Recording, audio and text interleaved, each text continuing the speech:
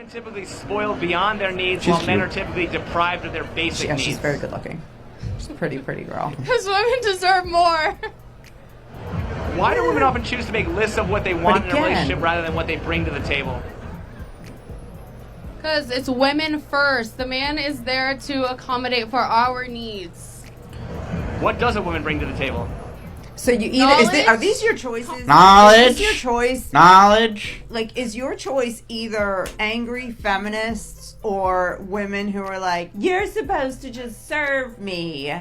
Bruh. What's going on, YouTube? It's your boy Ron back with another video. If you're new to the platform, welcome to the tribe. By the end of this video, I hope you subscribe. As you can see, even the mothers are starting to see how bizarre the dating market and the dating scene is. And it's getting so bad that even I've had a woman or two on my channel that said they're getting their son passports. And you're starting to see other women say that they're going to get their sons passports. Like this woman here. Check this out. The disrespect from the American women when it comes to the passport bros, you might ask, like, where did this start? Why is this going on? They say that they're dusty. They say they're losers. They're not worth keeping. So why are they speaking out about it? Well, it's because they're projecting. They are upset because they don't feel desired. Men are not approaching women or playing games with women like they used to. Nope. They've taken the red pill. They've woken up. And quite honestly, if I was a guy or if I had a son, I would advise him to go overseas. And there you heard it. And I think this is also going to start the trend as well. You're going to start seeing more women look around and seeing what their sons have to choose from and be like, you know what, son, if you really want to find something serious, I suggest that you leave the country. I mean, it's to the point now where even my mom recently, you know, kind of gave me the green, like, you know, like, at first I was kind of iffy about you traveling the world, but you know what, life's too short. She was like, go ahead and see the world, and if you meet somebody, so be it. But you know, I know one of these days she wants grandkids. Alright, on to the next clip.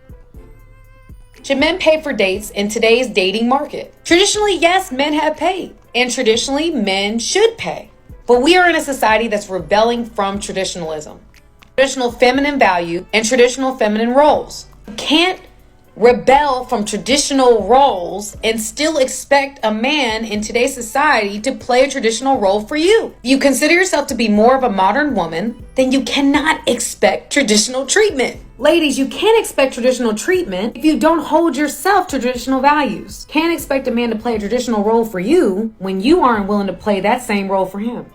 Am I the only one cringing at some of the relationship advice on here? Nope. So some of these accounts are talking about how to get a provider man, which to me is coming across like how to extract money from men, which is really weird. Are we here to take money from men, or are we here to get into union with a man? And to me, this screams a lot of limiting beliefs about first your self-worth and what is possible in a relationship. So one, you are worthy of having a man who is both a provider and that you have genuine connection with. I don't hear these women talking about building a genuine connection. It is he willing to pay for this? If he is, this is how you get it. If he asks you to pay, these are the strategies you can do to make sure he never asks you again. And it's not rooted in love. And you deserve both love and money. So stop following these accounts that are going to lead you astray.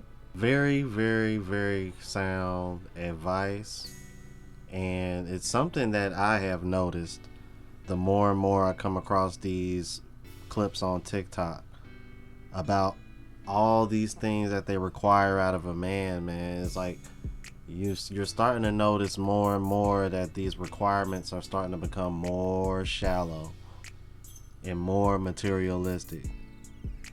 You know, it's like everything that it seems like everything that they like in a man, it's funny, man. It's like they have become more shallow and materialistic towards what they want from men, while simultaneously have become more sexualized than ever and want to tell men not to objectify them.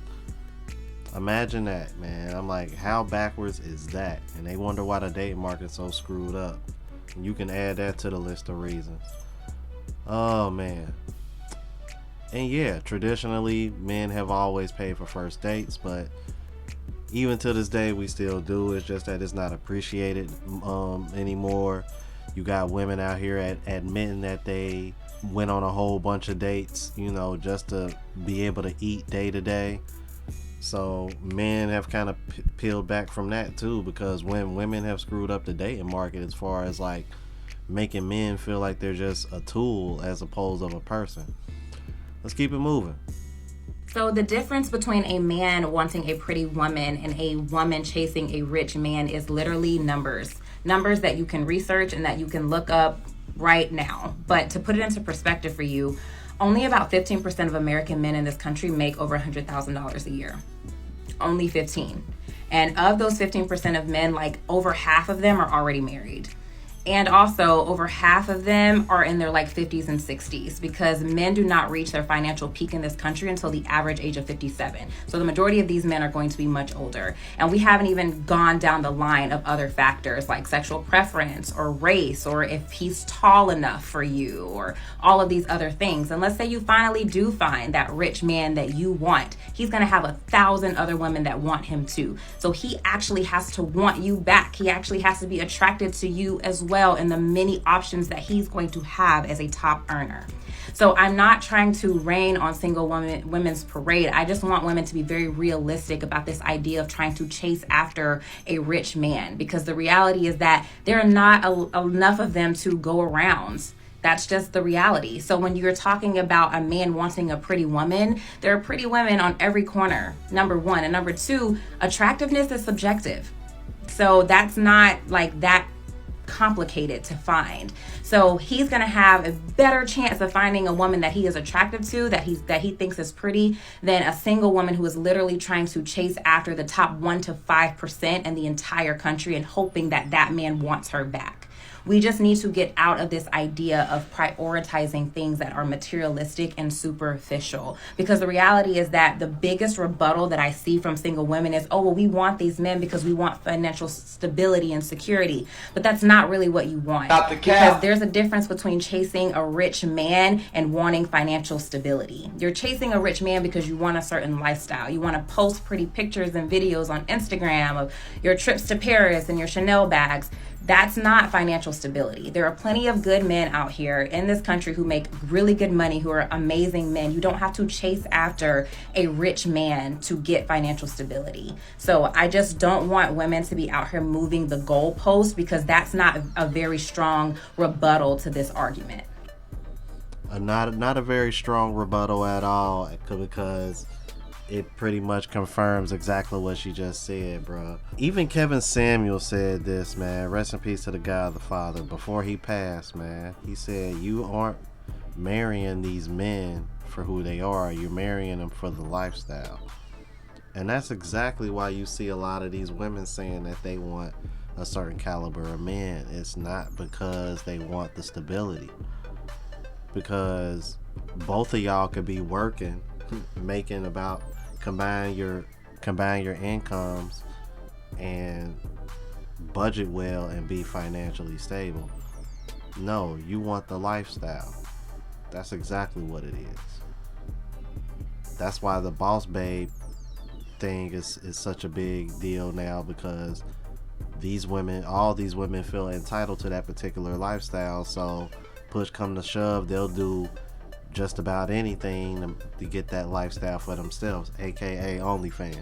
But yeah, this is what we have to choose from in America. This ugly mentality that they have adopted and have ran with, and it has done nothing but make them self-destruct.